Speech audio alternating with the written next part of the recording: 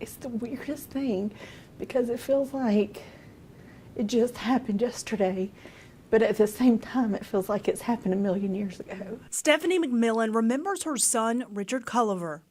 There's a little piece of him in everything I do. Richard was diagnosed with brain cancer at 7 years old. Well, it was something I started while he was here so that I could work and be home with him. The diagnosis turned their life completely upside down. Stephanie began baking as a hobby and fun activity the two of them shared, but now it's an outlet. My grief, my way of dealing with it is through my work, and I just feel like it's kind of free therapy for me because I get to sit down and think about him and remember him and work on little pieces of edible art. Richard battled brain cancer for 2 years, and at one point, doctors even discovered a large portion of his tumor miraculously disappeared. Then, on August 24th, 2014, little Richard lost his fight.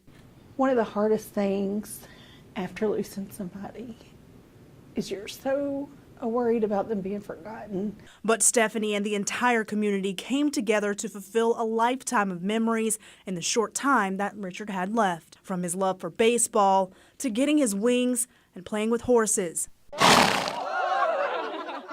Now, 18 months later, each day for Stephanie gets harder to face.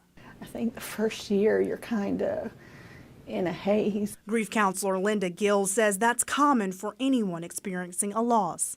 I think the first year is a year of survival for people because they're going through all the first things for the first time. Any holidays associated with children like Christmas, Mother's Day, and of course, birthdays are often the most difficult. I think I was on the autopilot since he's a twin.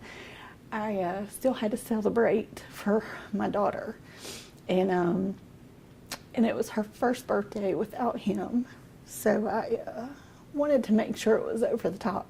Who wants to say, you know, I've got to get used to my child never living here with me anymore.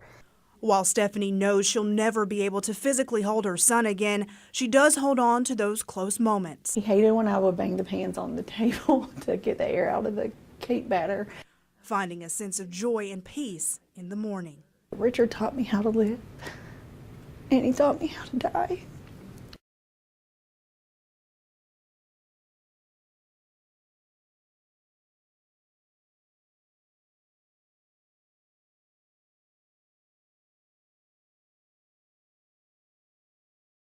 While most people donate much-needed non-perishable items like peanut butter, soup, or other canned goods, there are some who view their local food bank as a place to dump all of their unwanted pantry items. Unfortunately, we would have to throw those away. Denise Holland with the Harvest Hope Food Bank says it's not because the items aren't appreciated, but more to do with shelf life and regulations. It's just that because we are under such critical observation and such critical inspection from 5 or 6 entities that we have to be very conscientious about that sort of thing. On average, Harvest Hope feeds 350 families a day right now. So when a donation like cactus paddles comes into their warehouse, we had to look up and see how do you utilize cactus paddles as a food.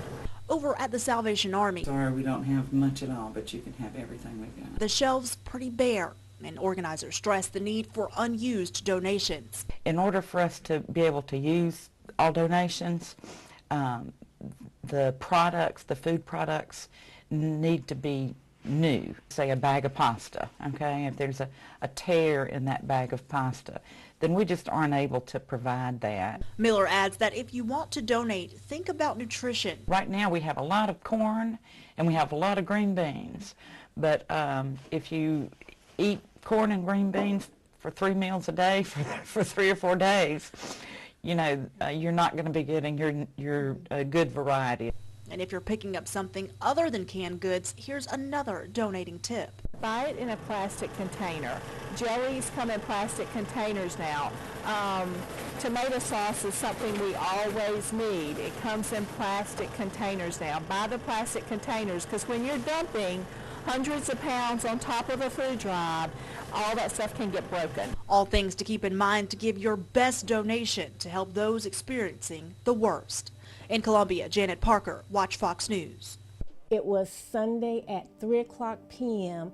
that my body, I could feel it. I started getting anxious. I started getting nervous. Dr. Yvonne Corpetz recalls a time when at the top of her career, she felt at the bottom of her work environment. Despite the fact that I had advanced degrees, that I had previous awards and decorations, having been in the military, served my country, the confidence that I had in the achievements that I was proud of, it helped to some degree, but did not emotionally help me in terms of the pain that I went through.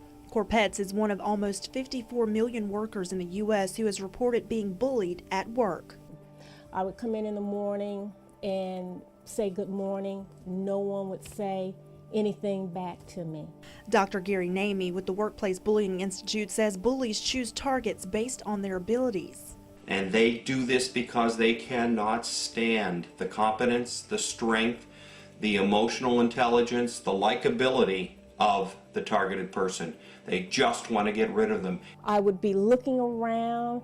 I call it healthy paranoia, but unfortunately, it still works on you mentally, the fact that you don't know what's coming at any given time. According to a nationwide poll by the Employment Law Alliance, there's a new breed of female bullies cropping up in workplaces across the country, something Corpetz says she experienced firsthand.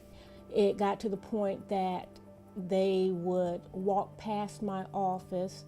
One of the individuals would enter her office, unlock it, enter her office, and slam the door.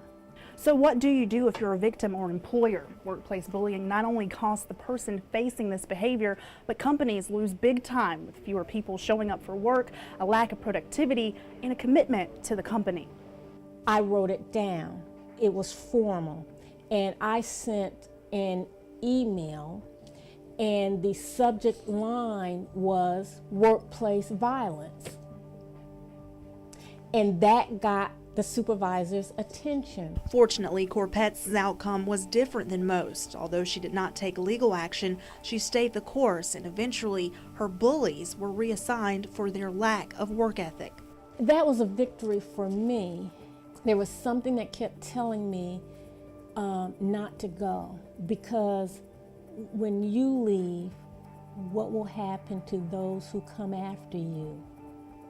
That their bullying tactics, they will have thought that you left because of that, and they would do it to others. In Columbia, Janet Parker, Watch Fox News.